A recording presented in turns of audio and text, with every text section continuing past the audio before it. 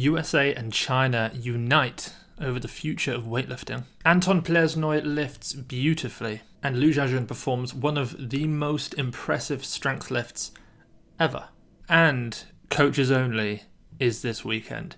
Hello and welcome back to this week's episode of the Weightlifting House news show, the only weightlifting news show in the world.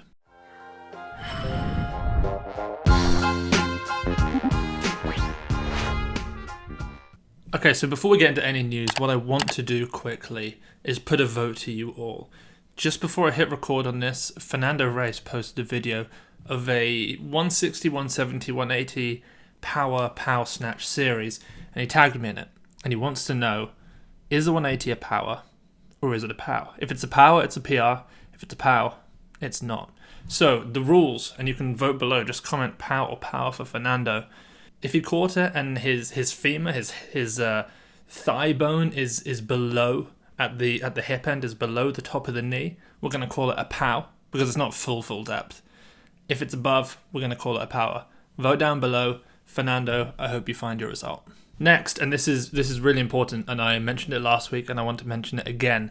A guy who has been on the news show a couple of times, really awesome weightlifter called Tyler. He's known on Instagram as Spray.K or Spray.K. His wife, as I mentioned last week, who is I think 17 weeks pregnant, has been diagnosed with ovarian cancer. And they have a GoFundMe. I'll put the link down below again. I put it there last week. A load of people from all around the world donated. It was absolutely amazing. Raised a few $1,000s, which is really amazing.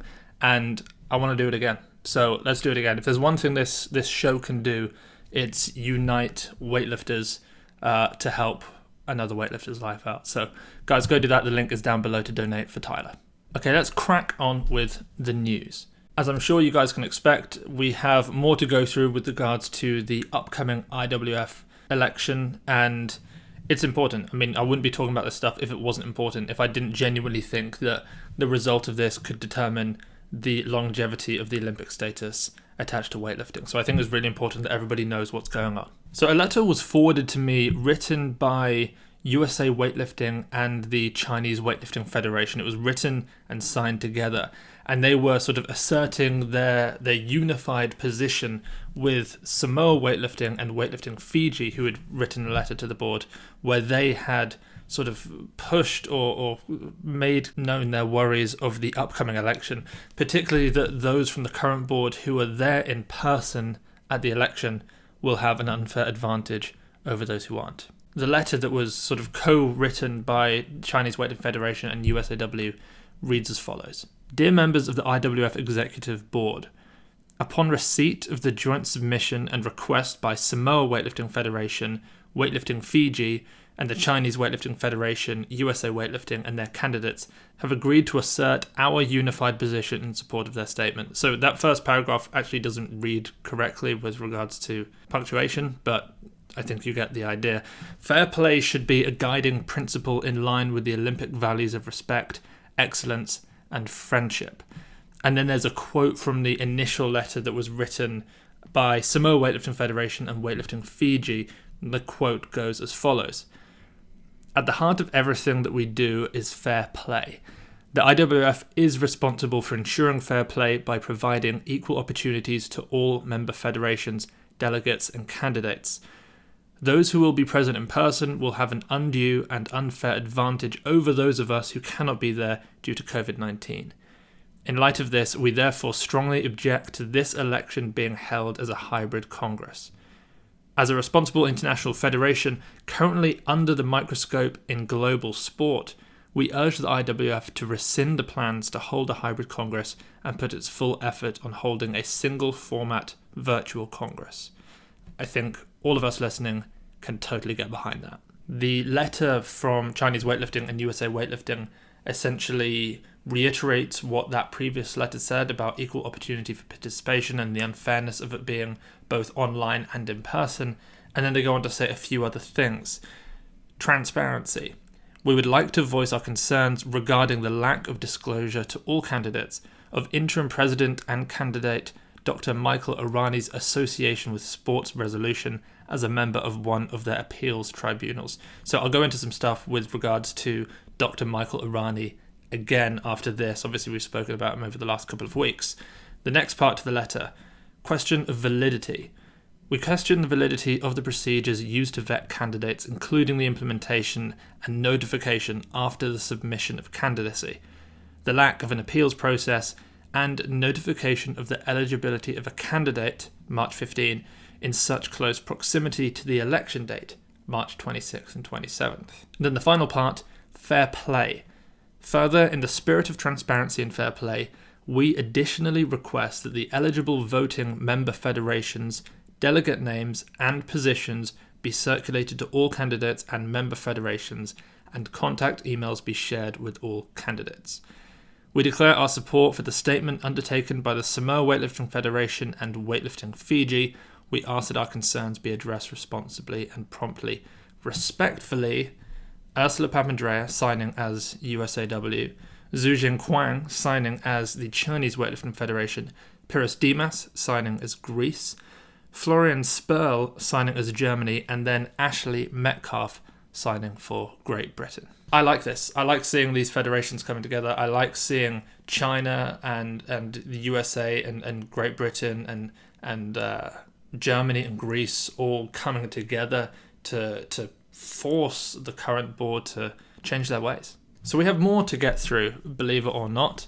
And once again, I'd like to send a huge thank you on behalf of Weightlifting House and everybody listening to Brian Oliver for working all this stuff out and reporting on it on InsideTheGames.biz. So go check stuff out there if you want to learn about this in greater detail. Attila Adamfi, the former Director General of the IWF, has called out Great Britain's Dr. Mike Irani again for being ineligible to run for 5 of the 6 positions for which he is currently running.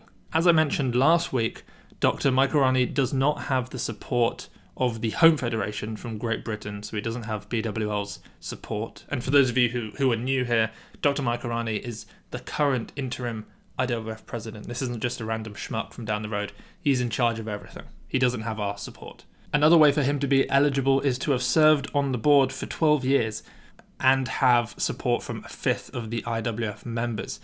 And he hasn't been on the IWF board that long. So basically, Attila Adamfi and a lot of other people are asking how and why it is that Dr. Mike Irani is running for a bunch of different positions. Next, some good news.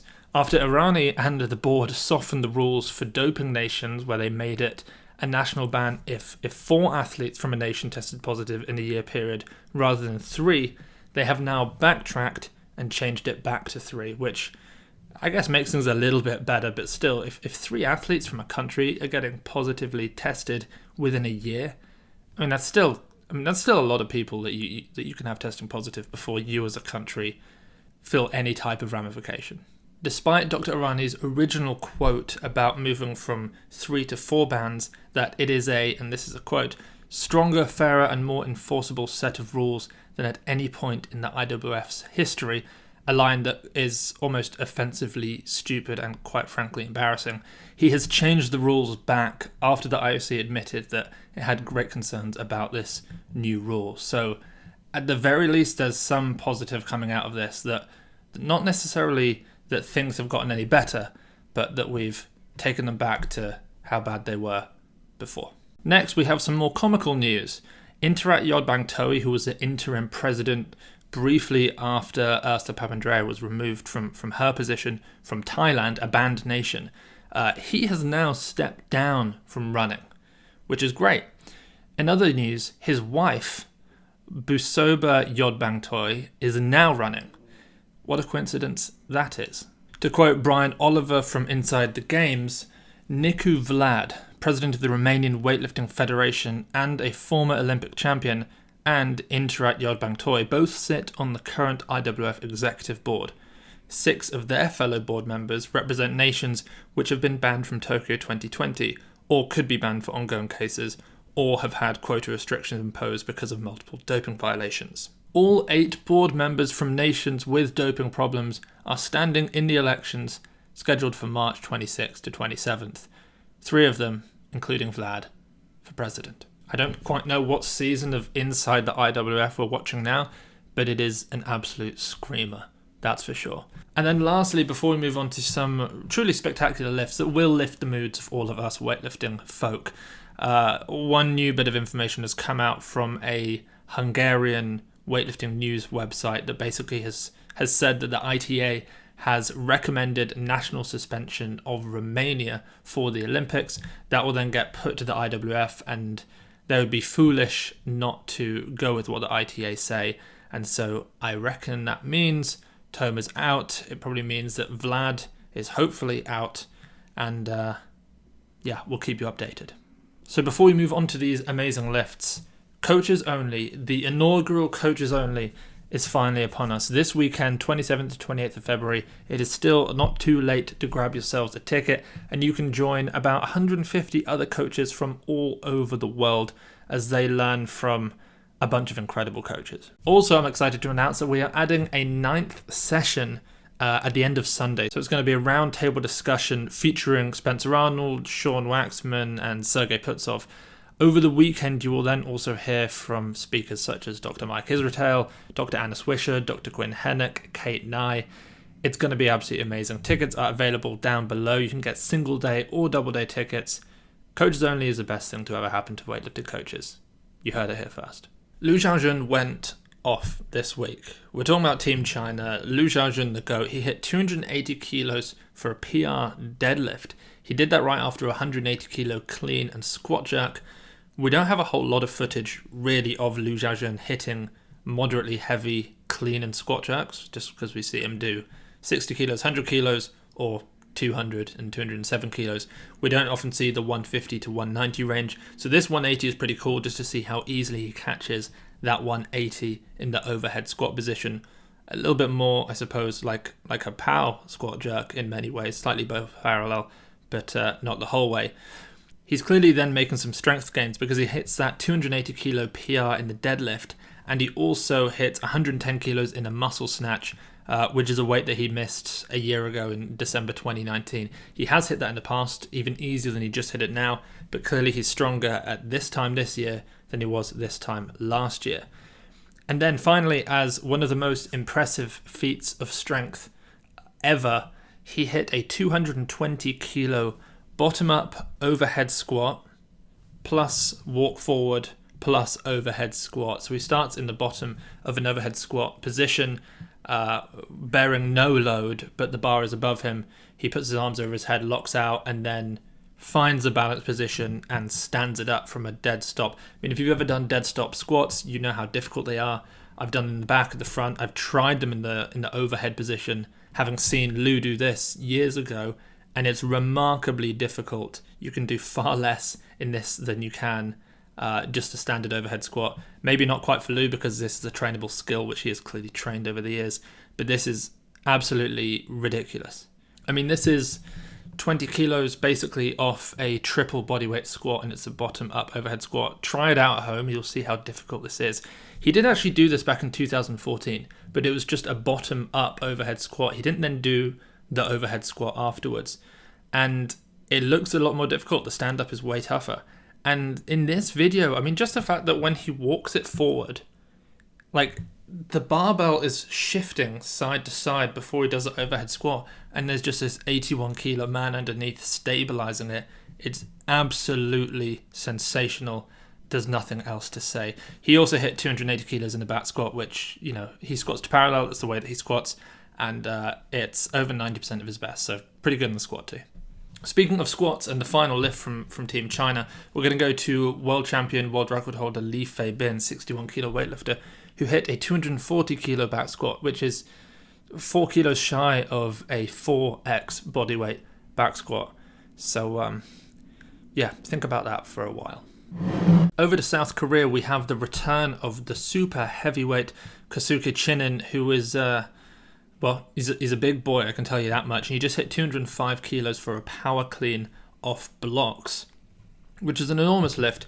Moments later, just, I don't know how far away, a few hundred miles away, over in Japan, Aishiro Murakami uploaded a video of 215 kilos for a block power. And according to We Lift Weights on Instagram, that was no coincidence. That was definitely a targeted attack on the return of Kosuke Chinen by Aishiro Murakami. Moving west now to Uzbekistan, it's Ruslan Nurudinov who once again makes a show. 109 kilo Ruslan, who's just finished serving his ban. He is, of course, a previous Olympic champion, for which he is no longer Olympic champion, but won it before he got popped.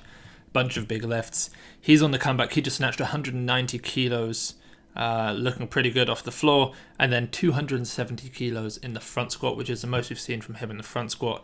It's something like 25 kilos shy of the most we've ever seen from Ilya in the front squat, who basically had the heaviest front squat in that weight category.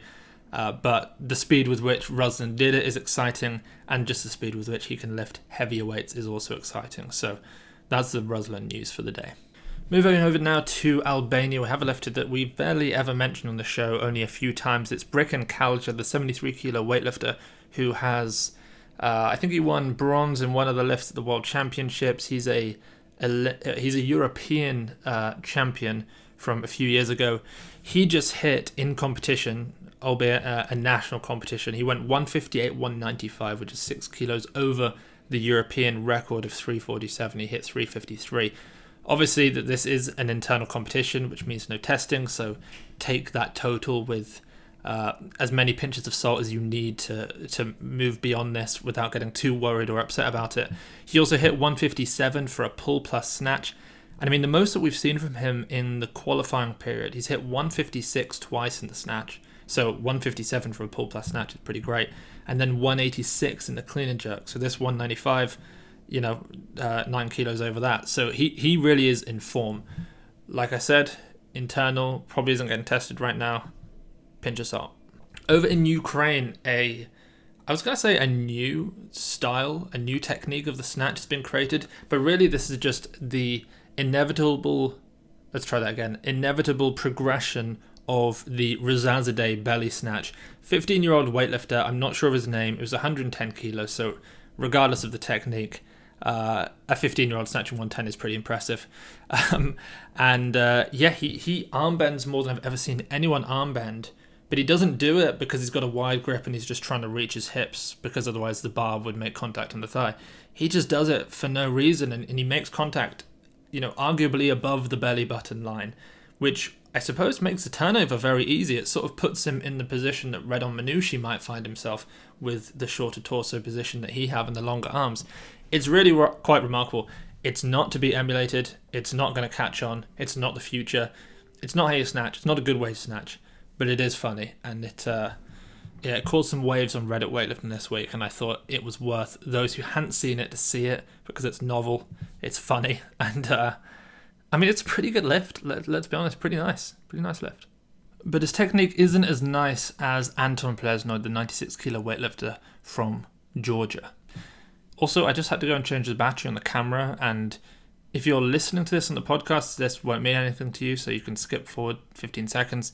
But I just sort of ask that you guys give me one more week before you do too many "you need to get a haircut" comments.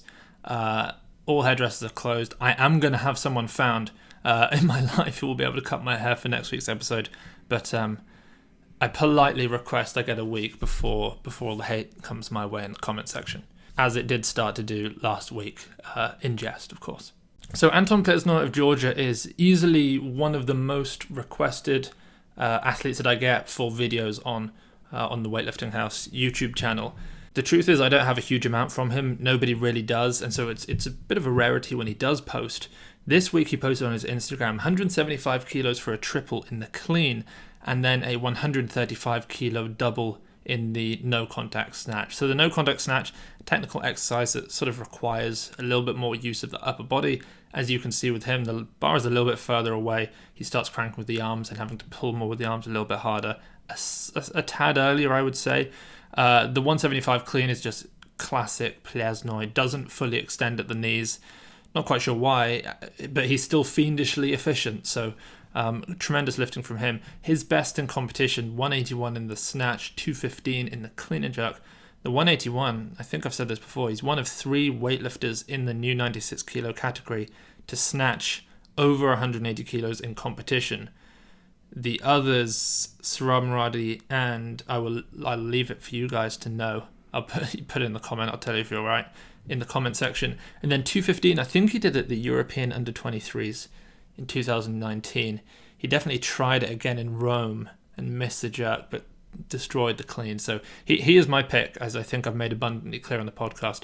Anton Pliesnoi is my pick for the bronze medal and maybe silver, depending on who turns up at the Olympics. But I'm definitely, I'm pegging him for a medal of some sort. Over in Spain, Lydia Valentin, who I mentioned, I was just going to, mention whenever she did a decent lift because she deserves it after the career that she's had, hit 130 kilos in the jerk. That's about 85 to 90% of her best, which is probably from 2014. Let me just check that. Yes, that is right. 147 kilos is her best, and she did that in, she did that at the Europeans, but it was in 2014. So I'm wrong, but I'm kind of right. Right year, wrong competition. 147. So this 130 is 89%, I think, basically of her best. So an exciting lift for her. Over in Germany, we've not seen him for a while. 73 kilo Max Lang, famously down from 81, just went 148, 183 in training. We've seen him hit 50 as a 73 in competition, and I think we've seen him do 86 in competition as a 73. So these just a few kilos shy of those bests. Over in Norway, we have a new athlete to the show, Solfrid Koanda, an 87 kilo lifter. She's 22 years old, and she just back squatted 200 kilos. That's how I first saw her lifting. A few people tagged me in it or sent it to me. 200 kilos in the back squat. I thought, this is incredible. Then I found out that she was 22. And then I found out that she can lift as well. 135 kilos she's been hitting in the clean off blocks pretty comfortably. 165 front squat. She just hit some training lifts. 97 in the snatch. 131 kilos in the clean and jerk, which was a PR. So she's got an overpowered squat, I'll give you that, but she's a great lifter as well. So if you're not following Solfrid Koanda, then do. That's Koanda with a K, Koanda on Instagram.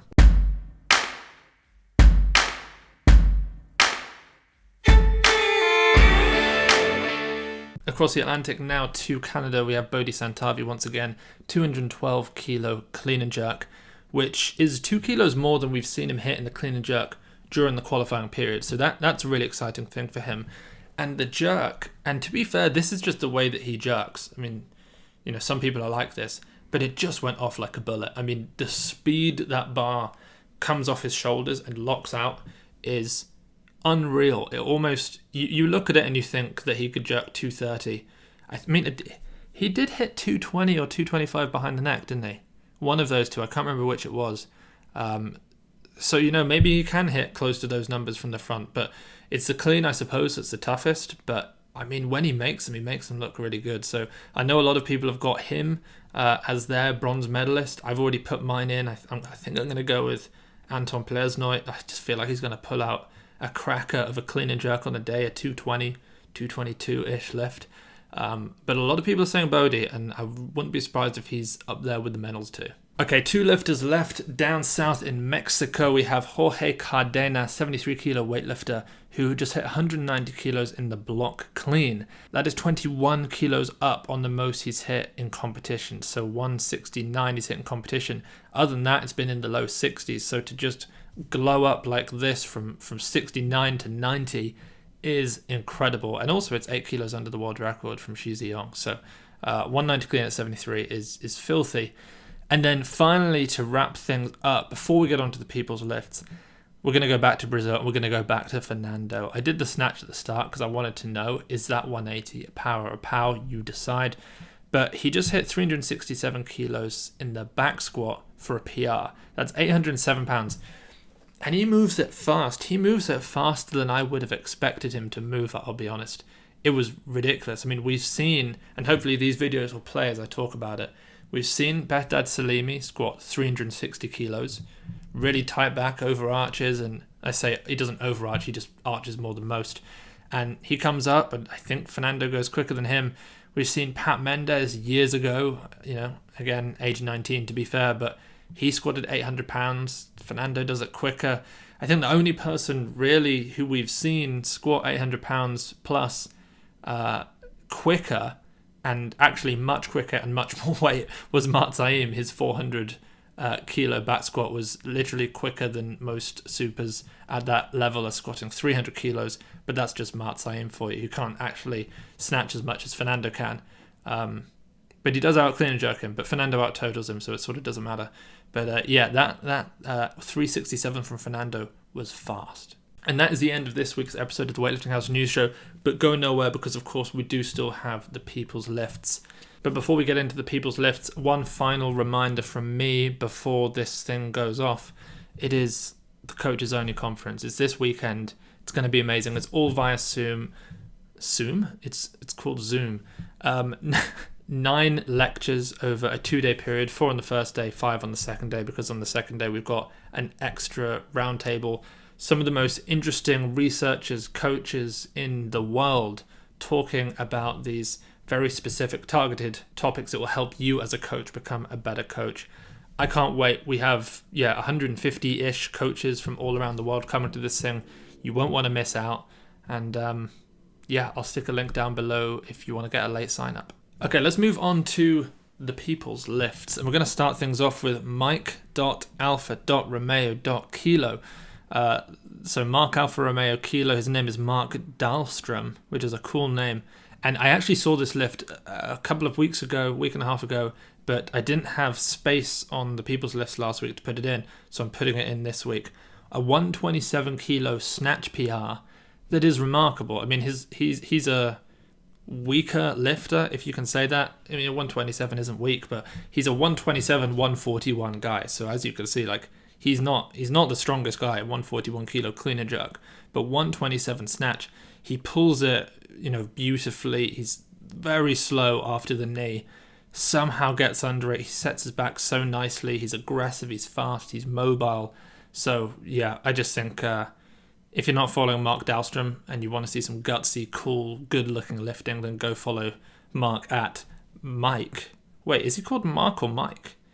I've put down that his name is Mark Dahlstrom, but his Instagram handle is Mike Alfa Romeo Kilo. Let me just check that. Oh, no, I don't need to check that. That's military speak for, M-A-R-K. I get it. Okay, I got played. That's embarrassing. Next, we have Emmy Joanne, a.k.a. Emma Pendle, on Instagram, who just hit 5 RM in the pause front squat at 93 kilos. That's a PB, and that's just a really strong lift. I mean, she weighs 60 kilos, I think, having come down from maybe the old 63 kilo weight category. So a 5RM at 93 is solid for a pause front squat. She then also hit 68 kilos in the hang snatch and a bunch of other big lifts. So if you're not following Emma, that is Emmy Joanne, EMMIJOANNE on Instagram. Next, we have a friend of mine. We have Ian with 2 eyes, believe it or not. Painfully average weightlifter is the easiest way to find him on Instagram. And he's in the fight to move out of the painfully average weightlifting group. I mean, 125 kilos low block snatch PR. That's pretty good. That's not average. That's not painfully average. He's a 109 plus masters athlete. So yeah, 125 low block snatch PR. I think that's pretty good. Next, we have another masters athlete, Oro Strength, ORO Strength on Instagram, who channeled his inner Andre Chamerkin with a 140 kilo power clean. 48 years old, basically no front rack, elbows down. Don't know how he does it, but pulls the bar damn high, and he's all pumped and jacked up after. It's a very cool lift. 140 kilos, pulled his the inner Chamerkin out of him hard, and smashed the lift. And then finally, we're going to wrap things up with Logan Gruber, LOGAN_GRUBER, 67 kilo weightlifter. I must have mentioned him before on the show. 121, 141, beautiful lifts, strong. In fact, I just realized 121, 141, that's not far off Mike Alfa Romeo Kilo's 127, 141.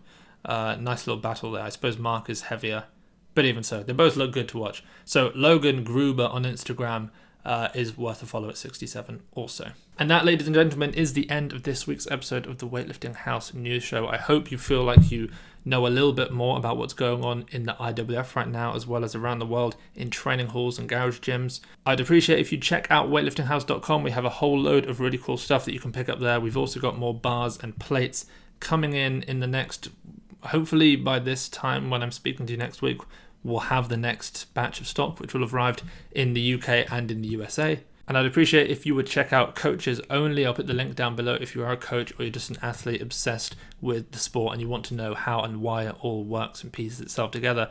Yeah, a link for that is down below. Thank you all for tuning in, and I will catch you all next week.